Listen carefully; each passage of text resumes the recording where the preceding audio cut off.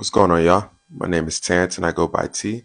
And every morning I come to y'all and my wife beater in my headset and we break down a chapter of the Bible.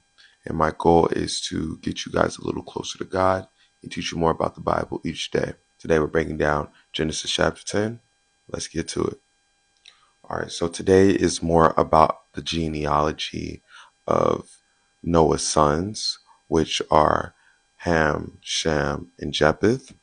And this genealogy is very important because it lays the foundation for some very important figures throughout Genesis and the Bible.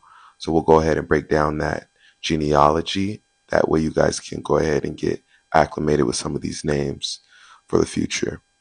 We're going to start with Genesis 10 verses 2 through 5. And this breaks down Japheth's sons.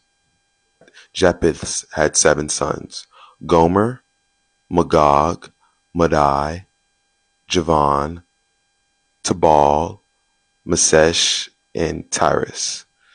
As Japheth's family grew, many made their home in the coastlands. I know I probably did not pronounce some of those names correct, and there will probably be more of them that I don't, but we're not going to worry too much about that. It's just more important I get the info to you guys. All right, so now we're going to go to verses 6 through 20 in Genesis chapter 10, breaking down Ham's sons.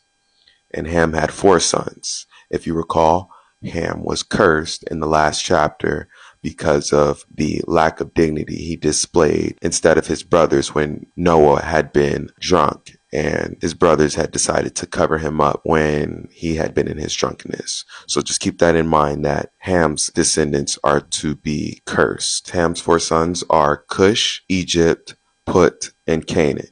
Canaan specifically is a very important figure.